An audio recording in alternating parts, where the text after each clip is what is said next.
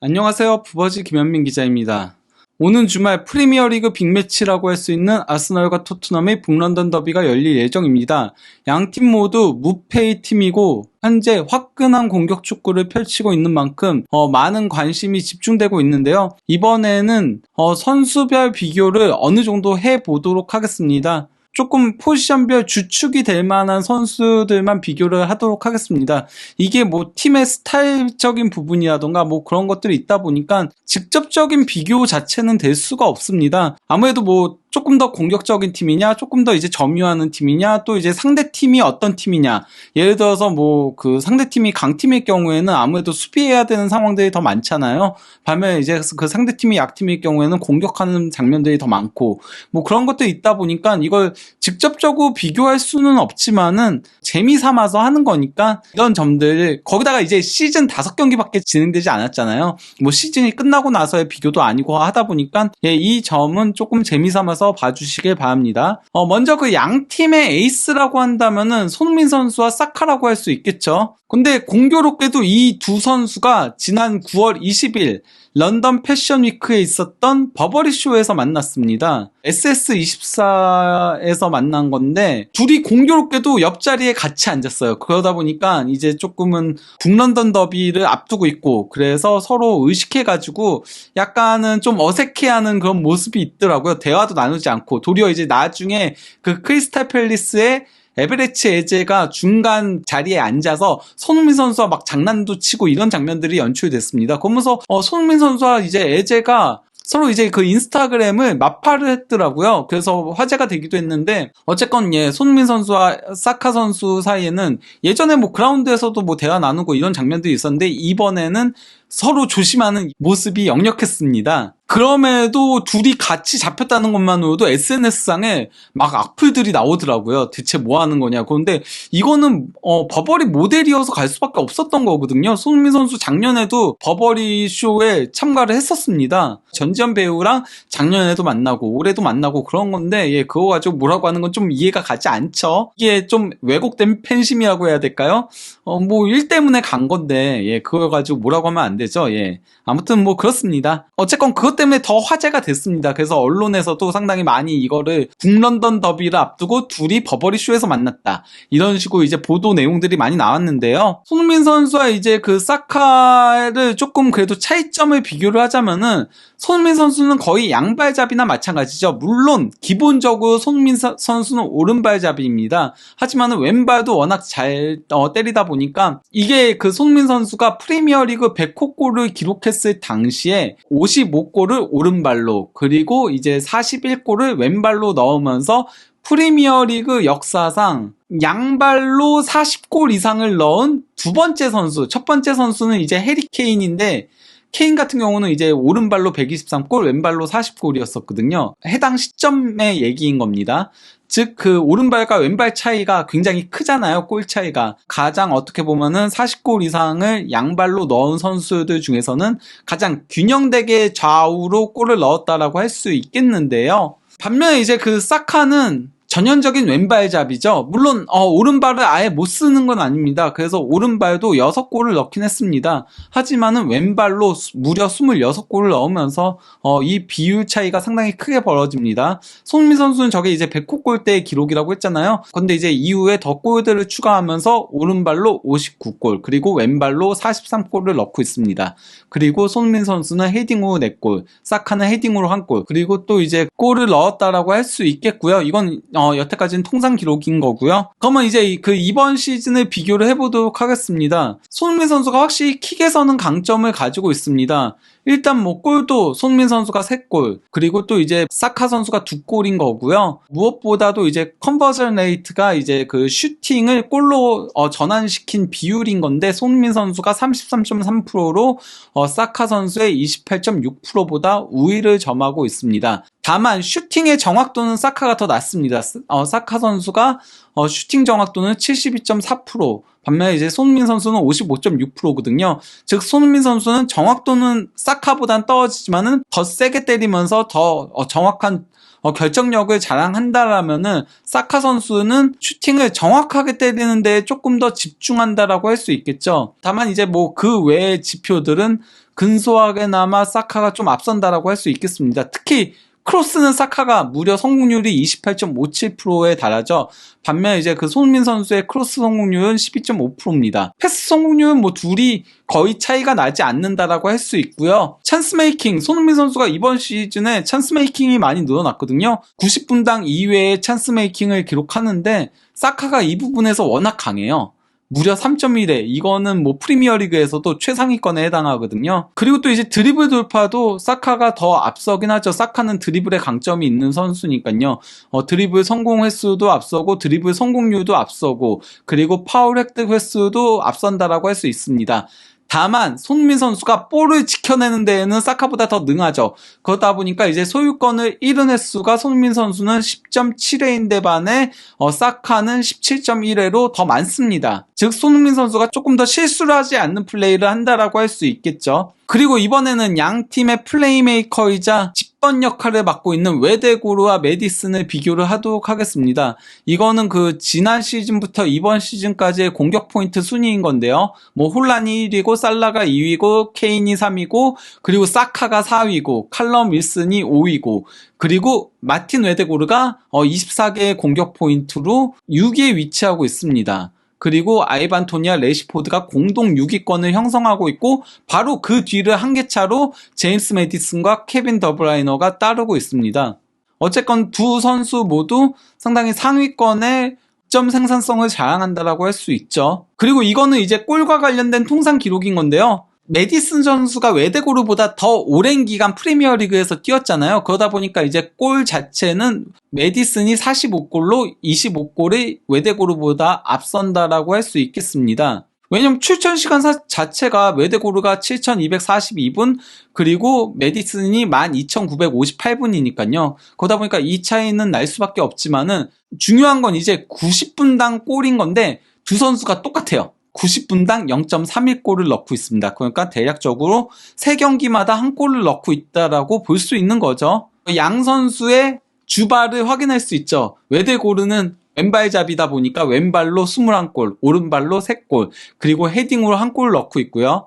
메디슨은 오른발잡이다 보니까 오른발로 34골, 왼발로 11골을 넣고 있습니다. 그리고 이거는 이번 시즌 슈팅 찬스를 만들어낸 순위인 건데요. 로드리가 23회로, 그러니까 이게 그 찬스 메이킹과 이제 세컨더리 찬스 메이킹을 얘기하는 거거든요. 세컨더리 찬스 메이킹은 기점 패스 얘기하는 거예요. 찬스 메이킹은 슈팅 후 연결된 패스잖아요. 근데 그 슈팅 후 연결된 패스, 이전 패스를 이제 지칭하는 건데, 로드리가 이 수치에서 1위고요. 미토마가 2위. 그리고 메디슨이 20회로 3위입니다. 그리고 에스토피냐니 18회로 4위, 그리고 포든, 웨데고르, 클룹세스키가 17회로 공동 5위에 위치하고 있습니다. 그리고 손흥민 선수가 16회로 공동 8위를 기록하고 있고요.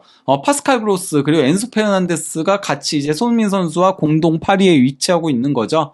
이것만 보더라도 토트넘 선수가 3명이나 올라있다. 이게 토트넘이 이번 시즌 얼마나 공격적인 축구를 하고 있는지 확인할 수 있는 지표라고 할 수 있겠죠.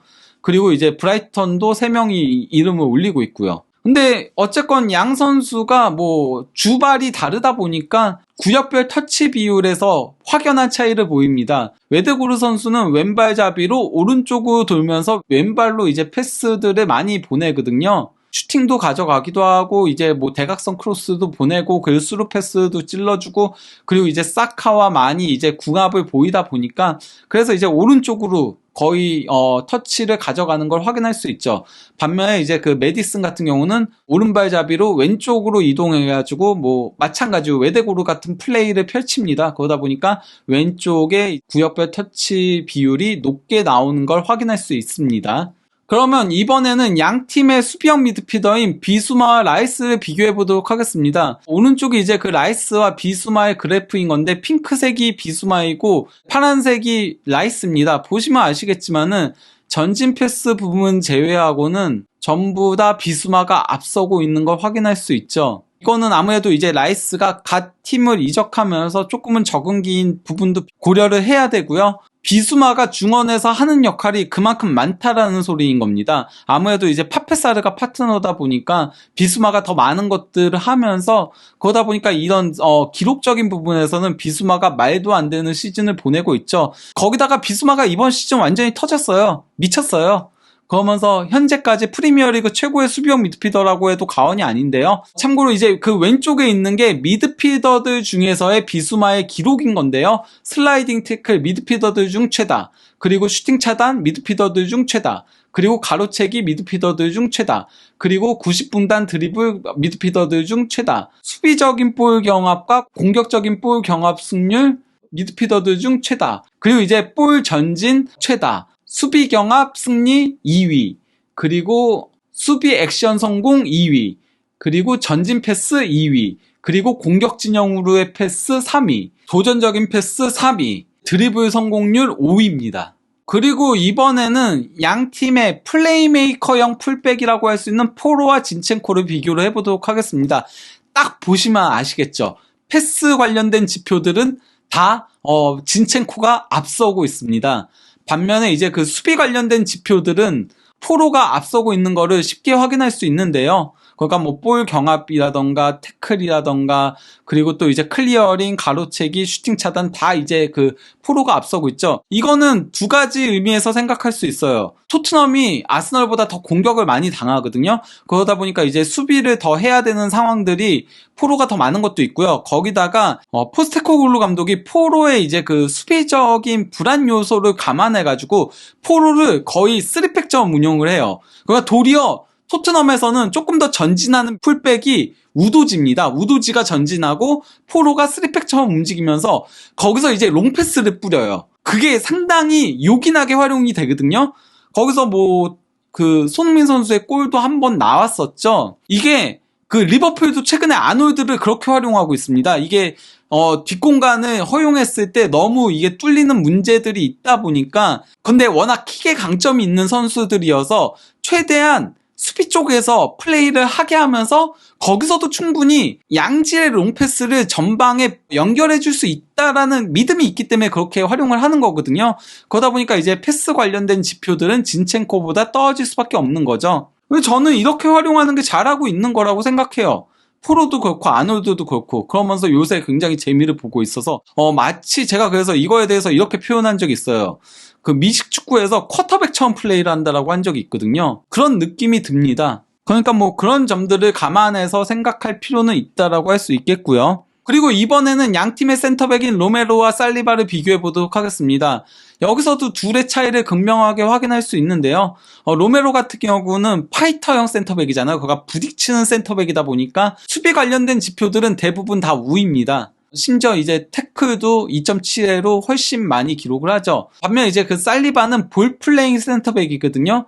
그러다 보니까 이제 패스라던가 이제 볼을 끌고 올라가는 것들에 강점이 있고, 살리바는 태클을 절대 시도하지 않는데 정말 위험 순간만 태클을 해요. 그러다 보니까 90분당 태클 성공이 0.2회인데 그 0.2회가 전부 다 라스트맨 태클이에요. 정말 위험할 때만 마지막 순간에 태클을 감행하고 그 외에는 그냥 딱 자리만 잡습니다. 자리만 잡으면서 마치 그 과거의 메르테자쿠처럼. 그래서 메르테자쿠가 과거에 프리미어리그에서 약간 조금 비판을 들었던 지점이 몸으로 부딪히지 않는다 이런 얘기를 했는데 사실 그건 잘못된 비판인 거거든요. 수비수가 무조건 태클한다고 좋은 게 아니에요. 센터백은 태클하다가 파울을 범하게 되면은 도리어 위험하기 때문에 위치만 잡고 상대의 경로만 막아주는 것만으로도 충분히 제 역할을 하는 거기 때문에 그거 가지고 태클이 적다고 살리바가 안 좋은 수비수다? 이 평가는 잘못된 거라고 할 수 있겠습니다.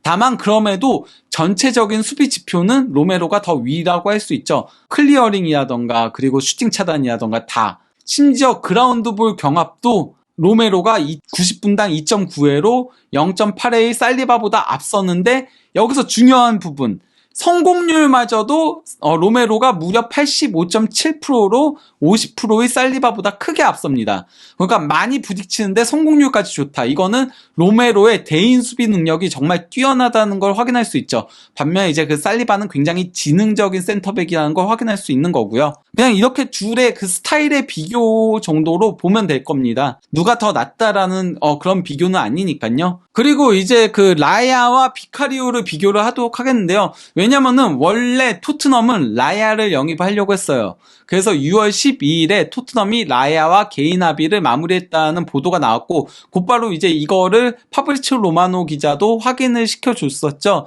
뭐 5년 계약을 했다, 뭐 이런 식의 얘기들을 했었는데, 근데 이제 뭐 90미닛에서 토트넘이 이적료 견해차 때문에 라야 영입 철회 가능성이 있다라고 이제 한 겁니다. 왜냐면 브렌트포드에서 계속 4천만 파운드를 요구를 했거든요. 그러다 보니 이제 토트넘이 4천만 파운드는 너무하다. 그러면서 이제 포기하기에 이르는 거죠.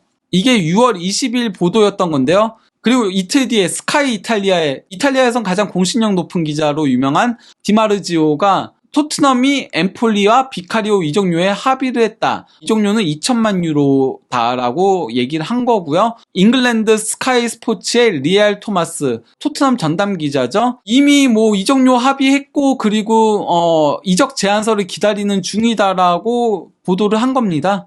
그리고 로마노 기자가 뭐 히어리고를 띄우면서 5년 계약을 체결했다 이렇게 얘기를 했고요. 이게 6월 23일이고, 그러고 이제 5일 뒤였던 6월 28일에 마침내 오피셜이 떴습니다. 4천만 파운드면 대략 5천만 유로 정도 되는 거잖아요. 반값도 되지 않는 2천만 유로의 비카리오를 영입한 셈이라고 할 수 있는 거죠. 결국 라야는 이적 시장 데드라인 근처까지 새로운 소속팀을 찾지 못하다가 결국은 선임대 후 완전 이적 옵션으로 아스널로 가게 됐습니다.